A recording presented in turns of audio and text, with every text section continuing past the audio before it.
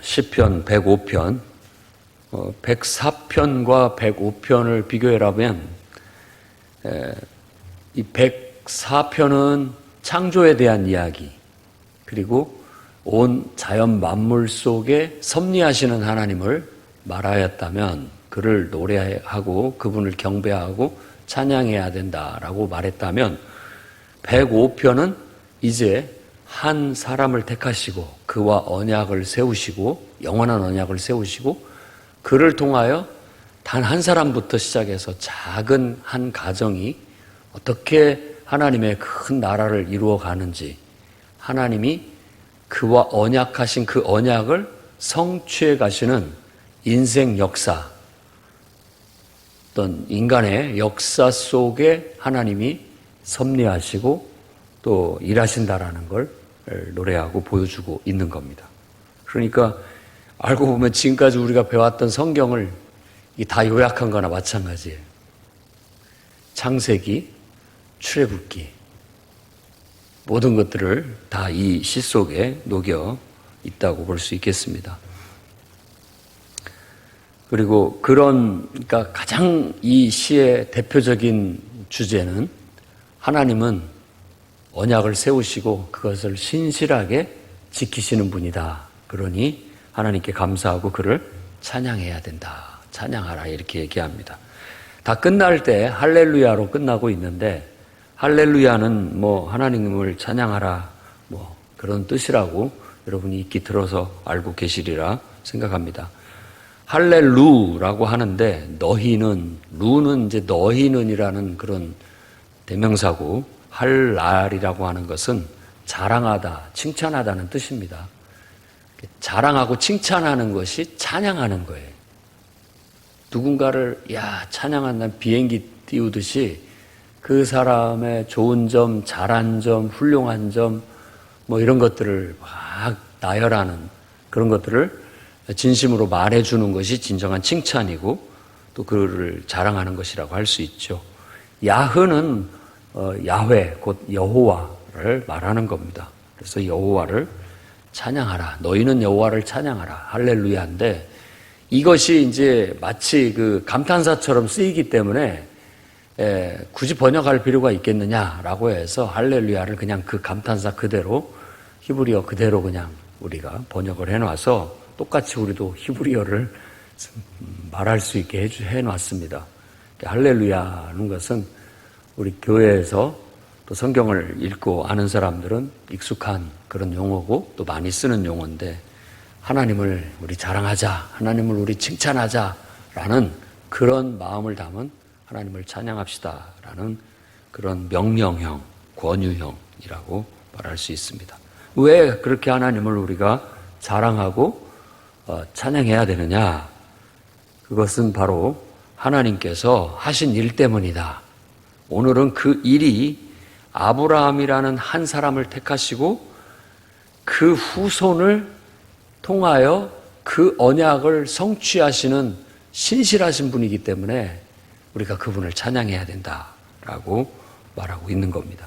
그래서 앞에 부분은 그가 하신 일, 만민이 알도록 우리가 그분께 감사하고 그분을 노래하고 자랑해야 된다라고 말하고 있고 그것은 이제 아브라함의 후손, 아브라함과 맺은 언약, 그 영원한 언약, 그 한 사람, 하나님께서 아브라함에게 주신 언약은 한 사람, 한 가족이었는데, 한 부부였는데, 그에게 주신 꿈은 네 후손이 하늘의 별처럼 바다의 모래알처럼 많아질 것이다 라고 그렇게 약속하고 네 후손을 통해서 세계가 복을 받을 것이라는, 만민이 복을 받을 것이라는 그런 약속을 해주신 거예요.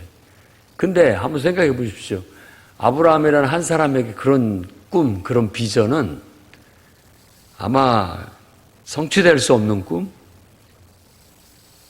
너무나 원대한 꿈, 비전이었다는 거죠. 그러니까 자기 생애 속에 이루어지지 않습니다. 단지 단 하나 이루어진 게 아이를 늙음하게까지 못 낳는데 아이를 낳았다는 거. 이삭 하나 성취가 된 거예요. 그야말로 꿈은 크고 원대하지만 그걸 이루는 것은 작은 하나의 성취부터 시작된다라는 걸 보여주고 있는 것이죠. 그렇게 해서 이삭을 통해 그 다음에는 쌍둥이 둘이 나온 거예요. 그 다음부터 이제 크게 12명의 아들을 그리고 또 하나의 딸을 낳음으로써 12족장, 그러니까 지파가 형성이 되는 기초를 마련하고, 또 족장사에서 보여주고 있는 것처럼 결국 그 한 아들 요셉을 하나님이 택해가지고 그를 애굽으로 노예로 팔려가게 하셔가지고, 근데 노예로 팔려갔다라고 우리는 그렇게 말하고 있는데, 여기에 18절 말씀 같은데 보면은 구체적으로 얘기합니다. 그 발은 착고를 차고 그의 몸은 쇠사슬에 매였으며, 이런 묘사들이 출애굽 애굽에서의 종살이, 그리고 또 바벨론의 포로로 끌려가서의 종살이, 어떤 그런 것들을 연상하는 구체적인 표현이라고 할 수 있어요. 그러니까 똑같은 이야기를 들어도 자기가 경험한 자기의 어떤 것들이 이렇게 그 속에 반영이 됩니다.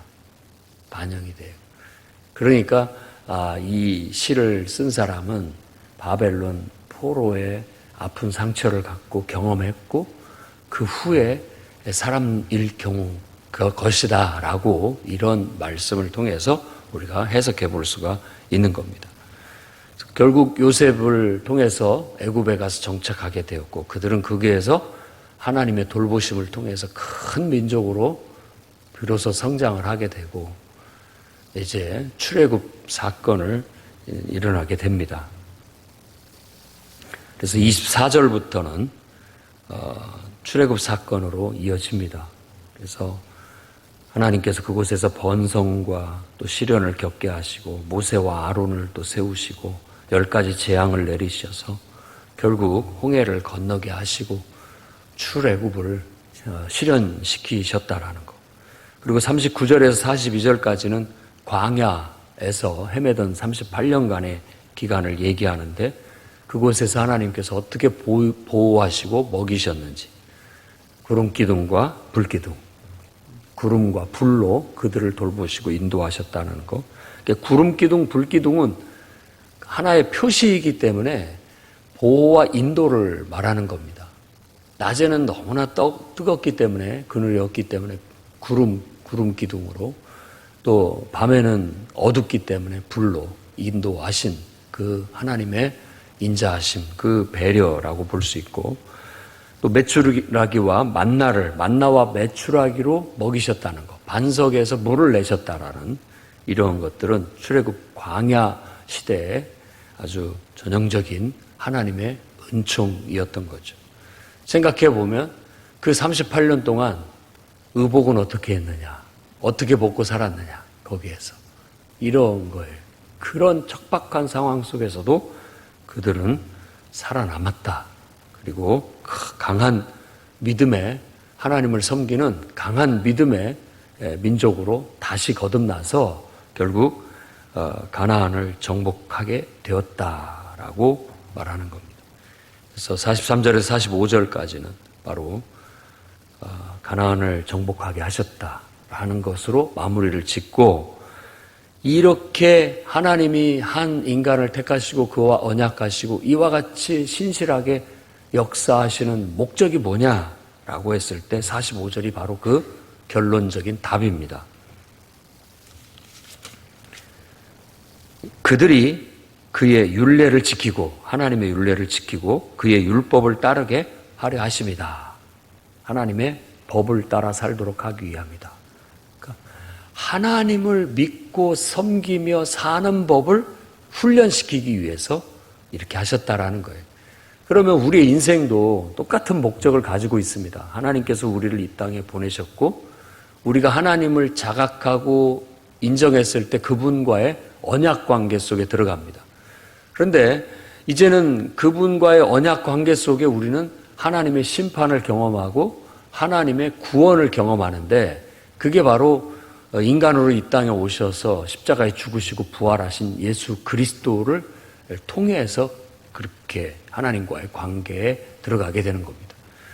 그래서 그때는 모세와 또 신의 산 언약을 통해서 하나님과의 언약 관계 속에 이스라엘 백성이 들어갔고, 또 아브라함도 하나님의 음성을 듣고 하나님과 예배를 드리면서 언약 관계를 맺은 것처럼, 지금은 누구든지 우리를 사랑하시고 우리를 창조하시고 우리를 사랑하시고 우리를 심판하시고 구원하실 그 분이 이 땅에 우리를 구원하러 오셨다라는 것을 믿어야 되고, 그가 우리 죄를 씻어주시기 위해서 십자가에 죽으셨다라는 걸 믿어야 되고, 장사한 지 사흘 만에 그가 살아나셔서 부활하셔서 이제는 승천하신 후 우리의 주와 그리스도가 되셨다라는 것, 우리의 진정한 왕, 온 세상에 온 우주의 왕이 되셨다라는 것을 인정하고 고백하고, 그분을 통해서 우리는 하나님을 예배할 수 있고, 그분을 통해서 하나님을 만날 수 있고,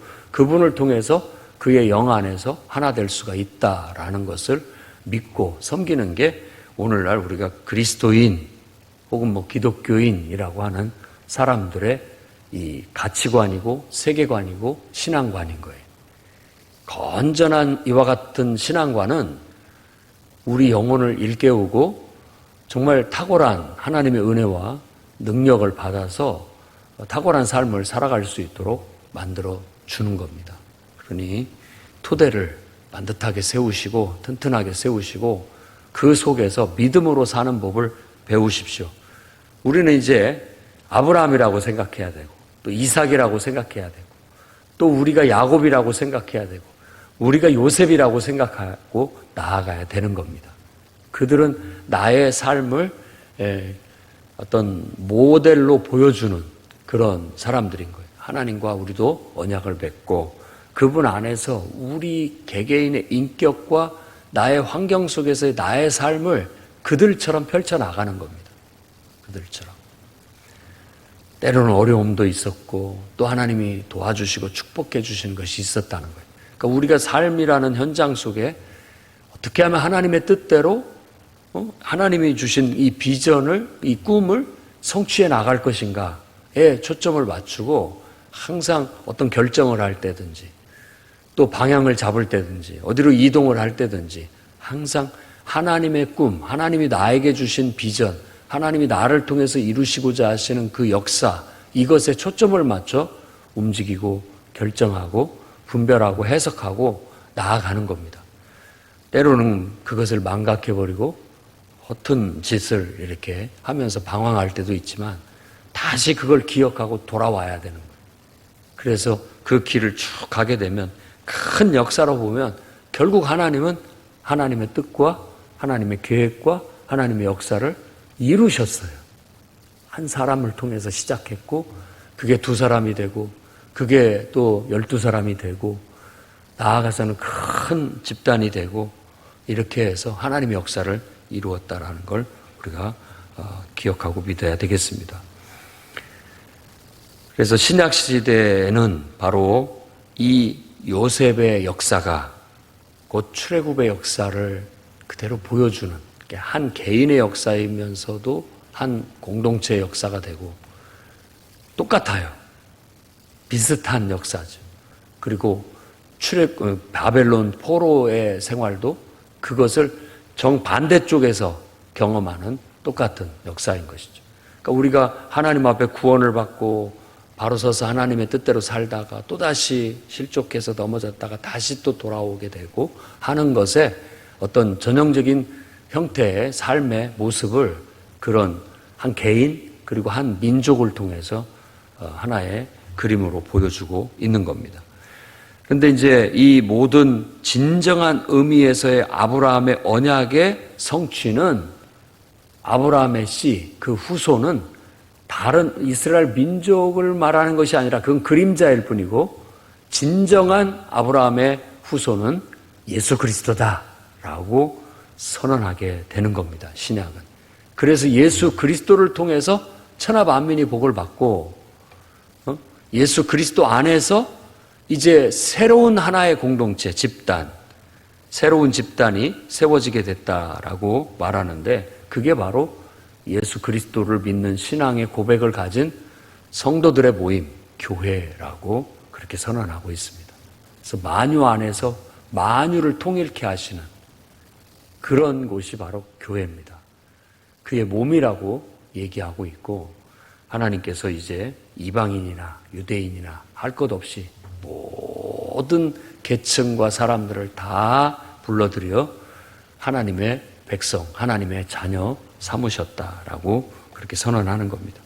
그러니 이제는 우리가 이 복음을 땅끝까지 전해서 전하 만민이 이 소식을 듣게 하고 아브라함처럼 그들도 하나님 앞에 그 꿈과 비전을 가지고 자신의 인생을 돌이켜 회개하고 하나님 안에 들어와 믿음으로 사는 삶을 살게 된다면 온 세상에 하나님의 뜻이 이루어지고 하나님 나라가 성취되게 될 겁니다. 그제야 예수께서 만왕의 왕으로서 강림하실 것이라고 성경은 말하고 있습니다. 그날이 올 때까지 우리도 마치 광야를 걸어가듯이 하나님의 인도를 받아 구름과 불로 하나님 인도하심을 따라 살아가는 것처럼 살아가시고, 또 만나와 메추라기로 늘 양식을 공급하셔서 돌보시고 38년 동안 그 신발도 옷도 헤어지지 않고 낡아지지 않도록 하셨던 것처럼 우리가 주님의 인도와 돌봄을 받고 나아가게 되면 가나안이라는 목표, 곧 그것은 우리가 영원히 살 천국이라는 것을 알고 그곳에 한 사람도 빠짐없이 다 함께 들어갈 수 있는 은혜와 축복이 있기를 주의 이름으로 축원합니다.